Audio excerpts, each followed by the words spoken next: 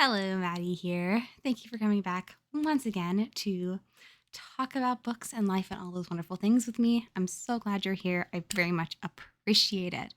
If you're glad you're here too, it'd be super awesome if you would subscribe to this channel. That would be really awesome just to know that people actually watch and care about what I have to say. This week, I struggled to figure out what I wanted to talk about. This sounds kind of silly, but most weeks the books pick me. I just get kind of a topic or just you know, something I need to talk about this. And for a lot of things that I want to talk about, I already have, a corresponding blog about this topic with a book and I'm like, perfect, great. That's the book for this week. This week I was struggling to figure out what that was. I have a list of books I want to talk about that already have blogs. I have a list of books that don't have blogs that I want to talk about. I have a list of concepts that aren't necessarily like a specific book that I want to talk about. And I picked one off my already has a blog list and was working on just kind of some bullet points for this video. So I was struggling to figure out what exactly I want to talk about, what was feeling kind of important to me at the moment, what was a message I wanted to convey. And like I said, I picked a book. It's a great book. And I don't know. I was like, I'm doing that book a disservice by trying to force myself to talk about it when I'm not feeling it. And I wasn't even sure if I was going to film this week. Last week was rough. And this last weekend was my first weekend to kind of just chill for the first time in a long time, probably 6 weeks or so. It's my first weekend to myself. And I normally would have filmed yesterday, but I couldn't get myself to do it. And I was like, maybe we're just going to miss a week because I have plans for tomorrow, literally all day. I'm not going to be getting home from work till super duper late because I'm going straight from work to this event. And so that means I have to film, edit, and schedule everything today, which is Monday, the 18th, for a video to go up on Wednesday, the 20th. And so I just thought I wasn't going to do it because I don't have to. My livelihood doesn't depend on it.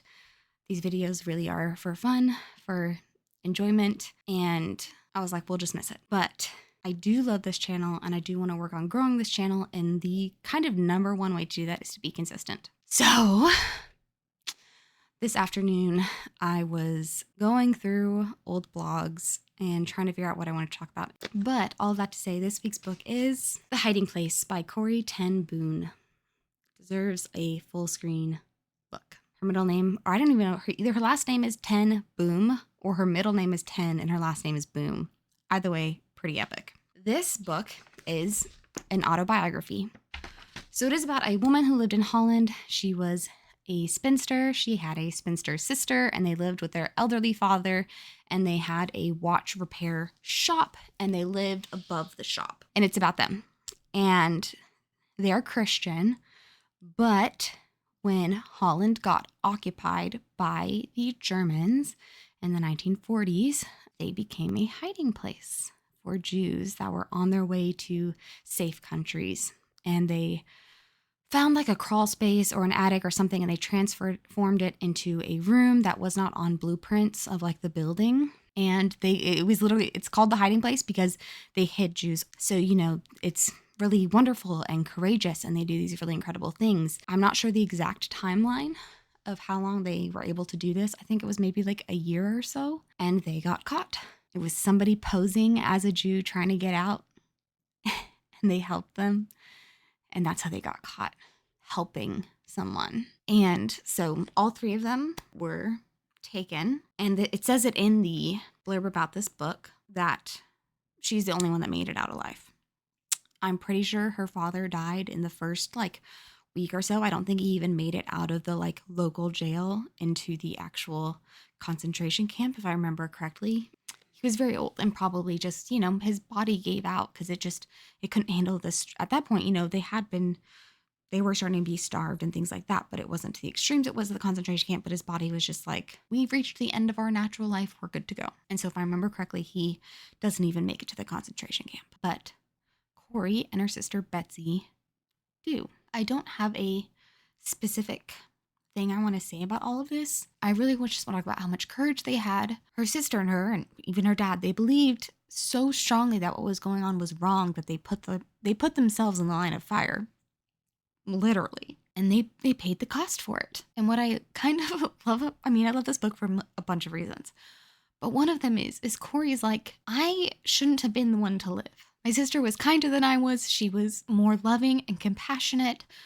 She had a bigger heart than me, and she should have been the one to live. That's how Corrie feels as she watches her sister. They're not young in this book. Like I said, they're old splinters. I want to say they're in their 50s. They're not young people. How old was Corrie Ten Boom during the hiding place? 50. Okay, so she was 50. And it was her older sister, so her sister would have been, 52 for whatever. So they're not, spry young, but they're also not like ancient either. But she watched her sister fade in front of her eyes, all the while thinking, that should be me.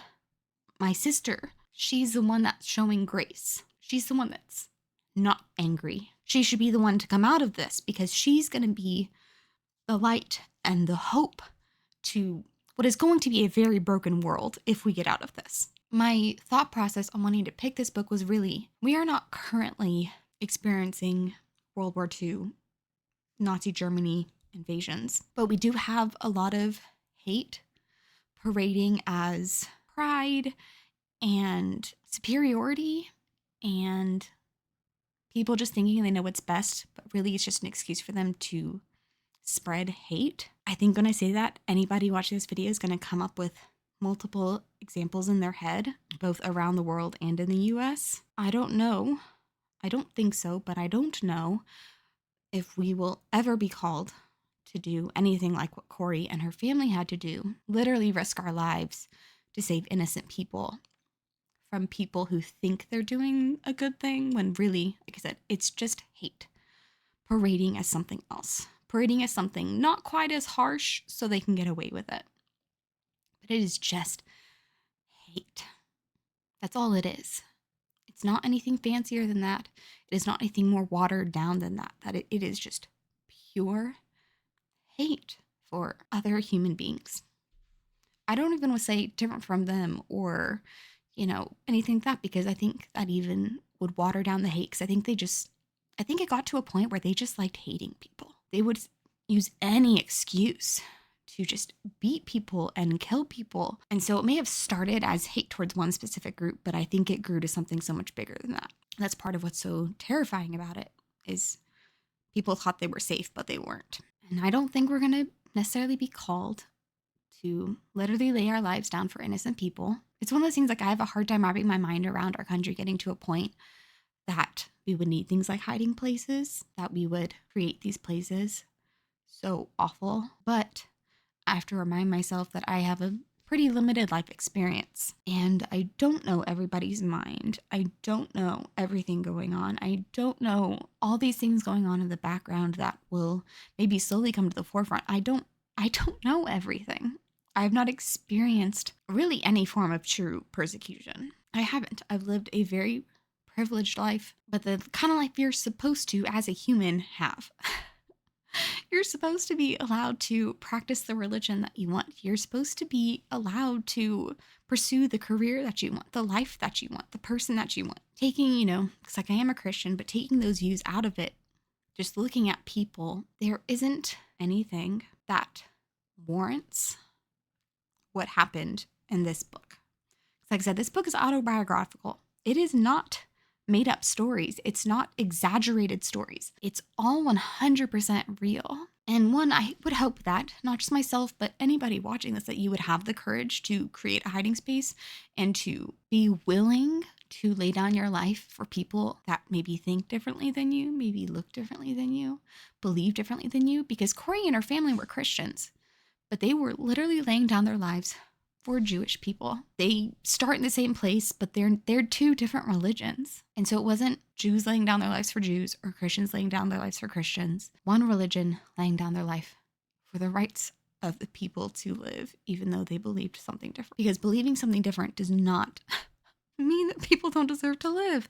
How crazy is that? That you have to say that out loud. Like, that's so crazy, but that's the world she lived in. That's the world a lot of people lived in. While I can't imagine it in my very cushy life, I would hope that I would have the courage to love my fellow man enough to lay down my life. I would hope that I would have that courage. Even if I spent like the whole time being bitter like Corrie is, because she's, as a Christian, and she gets to this conclusion. She comes to this conclusion on her own in her book, but even us looking in, she believes, I believe, God chose for her to be the one to live for a reason. I think part of it was to show how imperfect she was, because she was so angry and so confused. She couldn't understand this hate, but she also couldn't understand why she was allowed to live when others weren't. She did not. That did not make sense to her. She was like, I'm grumpy and obnoxious. Like, let me be the one to not be here anymore. But that's not what happened, obviously. But she writes this incredible book about this experience. Deeply, deeply imperfect people can have just incredible stories. They can do incredible things. And for me, that's kind of the point of it. Corrie is not perfect. She never pretends to be. She still saved people. She still came out the other side. And she spent the rest of her life fighting hate. She went all over the world. So this is her first book, The Hiding Place, which is about this experience during World War II of her family hiding Jews and then going to a concentration camp. Her second book is called Tramp for the Lord. And I actually read that book first. I'm a goody two-shoes, I always have been. So to give you a picture of younger me, my punishment one time was to read Tramp for the Lord. That was my punishment from my parents, was to read this book. And I did. And it was very good and inspiring because of the growth. When you get to that book, she's already grown a lot as a person and her understanding of the world is much bigger. And so that book, she seems so loving and open and forgiving and like more understanding of her purpose and why she's here. So I came to The Hiding Place and I was like, I know it's not going to be as easy of a book because it is during this time, not after it, but like basically I know what happens. And so like it's not going to be that hard to read. I was wrong. It was very hard to read, but it is so deeply powerful to see this angry, bitter, flawed human go through the worst thing, the worst kind of persecution, to come out the other side whole with a completely new understanding of just life and love and family. It makes me take stock of myself knowing I am also deeply flawed. I am so far from the perfect example of a friend and a sister and a wife and a cousin and just a friend. I'm so far from, I would say, even a good example of those things, which is how Corrie feels. But just because you think those things about yourself, feel those things about yourself, feel like maybe you aren't up to snuff, feel like maybe you can't weather the storm, doesn't make any of those statements true, because you are strong and you do have value to add to this world. That doesn't stop being true because you make a mistake, because you have your own issues you're working through. Think of any of the things. It can be anger, lust, lying. I'm thinking like for her, it's very bitter and angry and just so mad at the world. And more than what it was making her go through, but making those she loved go through. That's what made her so angry. No matter your faults, no matter how big they seem, one, you still have value. That doesn't stop being true because you say something or do something or feel something, even for an extended period of time. You can be an awful person for like a month. I'm not saying go and be an awful person because you can, but there are seasons of just stress and frustration and just overwhelming. Those seasons do not take away your value as a human being. And I feel like it takes this whole book for Corrie to learn that lesson, that no one person is better than the next, but in the same way, no person is worse than the next. I hope I got that phrasing right. Just because you're a good person does not make you better than the person next to you. Just because you're a bad person doesn't make you worse than the person next to you. Those things just aren't true. So I hope you will dispel the lies of maybe what you think about yourself.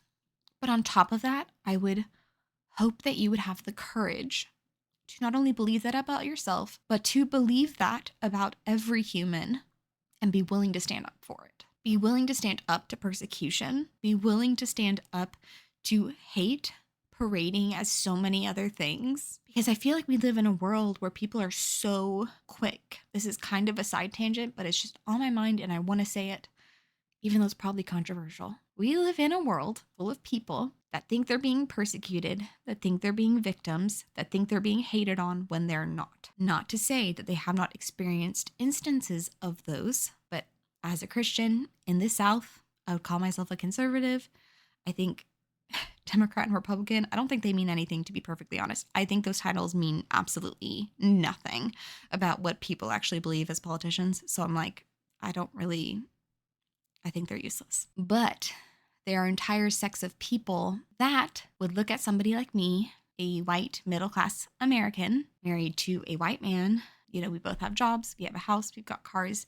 We are not persecuted. We are not victims. And so therefore, we are hateful. And we are the persecutors.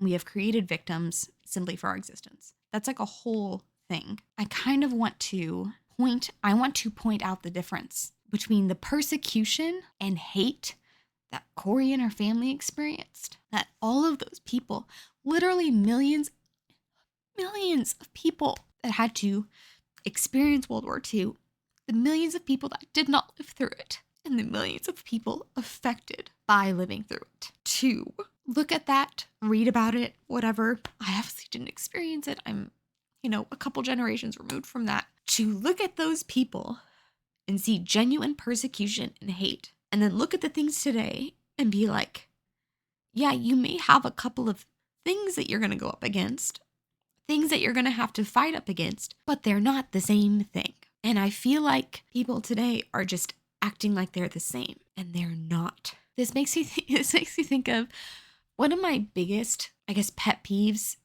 in conversations is the one-upping. It makes me so annoyed when somebody tells a story and often the person is responding to them with a story trying to relate, but it just looks like one-upping. It just looks like, well, I experienced that same thing, but worse. Or I experienced that same thing, but bigger or better or whatever. I hate that in conversations. I'm like, just let them have their story and experience and be like, oh, that's cool. Like, that's awesome. Or I'm so sorry. I can't even imagine. Like, I'm here for you, whatever. Whichever conversation you're in. I hate the one-upping. That might just be me. But I feel like that's what's happening today. And thank goodness I have not seen anybody in the US because it's really, people in the US just need to get a grip on life because it is a mess. And we're in an election year. This is not a political channel. US is a mess. And like I said, thank freaking goodness that I've not heard anybody try to compare their issues, their experiences with like the Holocaust, because I'd probably lose my marbles if they did. Like, it's one of those things that I would either like blow up on them or literally walk away like mid-sentence, and I'm not quite sure which one it would be. I have not seen that. So that's like a tiniest sliver of hope that at least we can understand that we may have experienced bad things, but they're not the same. They're not the same thing. All of this to say, I hope you can have courage like Corrie. You can find your value and your worth like Corrie without having to go through all the things she went through. I would so encourage you to read this book because it is so hard, but like, oh, it's so good. It's so good. And I highly recommend for a myriad of reasons. But one, I think it helps you relate to your fellow man better. Because like I said, it was a Christian family risking their lives for Jews. I feel like we have a really hard time seeing past any sort of label, whether it be, religious or sexual orientation or political views. We have a really hard time seeing past labels, like human to human. And that has made us so divisive as a nation. This book reminds us that the best way for the enemy, any enemy, to win is to divide those that it is up against. You and I don't have to believe the same thing. You don't have to have the same views and opinions on things. But we've got to stand together to stand a freaking chance to make it through this life. Because we don't have to believe the same things, but I'm still going to stand up for you as a human being because you deserve it as a human. Certain inalienable, is how you say them? Certain inalienable rights. It's in our Constitution.